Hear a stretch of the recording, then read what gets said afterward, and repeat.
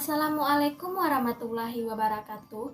Perkenalkan, saya Dara Safatiah Paderma dengan NIM 200260025 dari Program Studi Informasi Perpustakaan dan Kearsipan Fakultas Bahasa dan Seni Universitas Negeri Padang.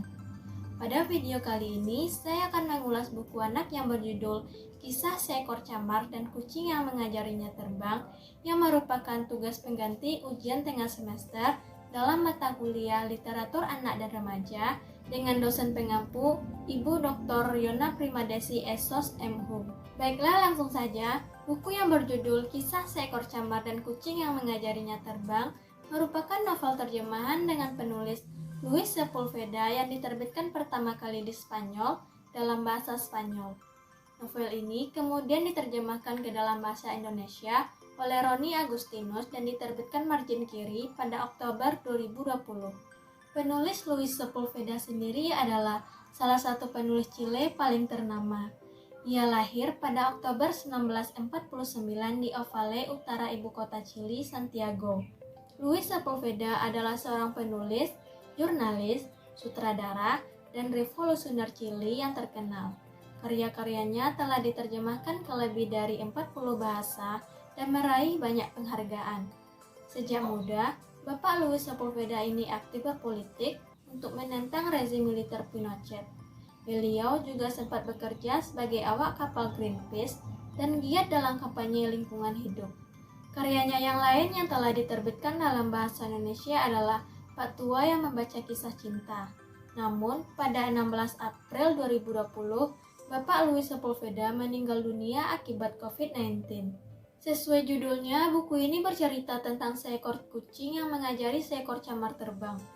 Kisah ini bermula ketika seekor burung camar bernama Kengah terjebak tumpahan minyak di laut lepas yang mematikan bagi kawanan hewan termasuk para burung. Tumpahan minyak dari kapal tanker di laut telah melengketkan bulu-bulu burung camar betina yang hampir bertelur itu, membuatnya tak mungkin meneruskan terbangnya dan memilih mendarat dan terjatuh persis di dekat seekor kucing bernama Zorbas yang sedang asik berjemur di balkon rumahnya. Sebelum mati, Kengah meminta Zorbas untuk berjanji 3 hal padanya. Pertama, jangan makan telur itu. Kedua, rawat telurnya sampai menetas. Dan ajari dia terbang. Sumpah seekor kucing pelabuhan adalah sumpah semua kucing pelabuhan. Disinilah kisah Zorbas dan seekor camar dimulai. Selanjutnya saya akan mengulas dan menganalisa buku ini. Pertama, karakter yang dibuat begitu mencolok dan terlampau konyol, menyebabkan pembaca tak perlu menghabiskan banyak waktu untuk bisa kenal dekat dengan tokoh-tokoh di buku ini.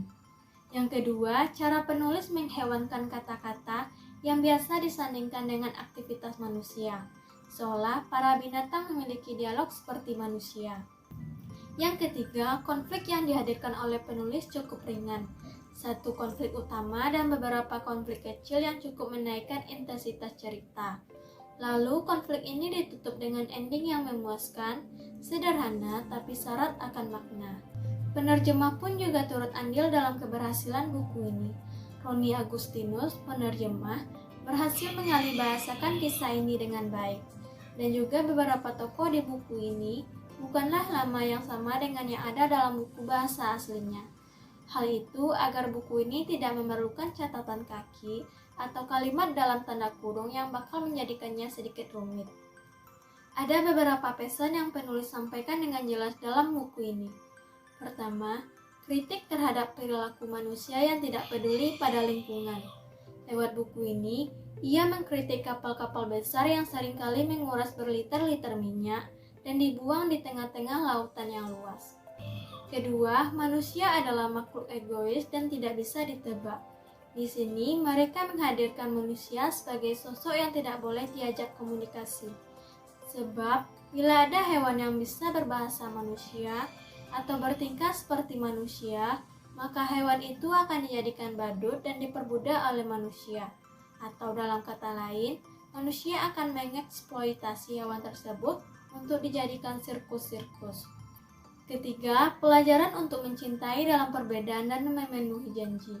Tanggung jawab dan janji antara dirinya dan induk camar sebelum mati itu membuat Zorbas harus menjaga dan menyayangi seekor anak yang berbeda dan tidak satu spesies dengannya.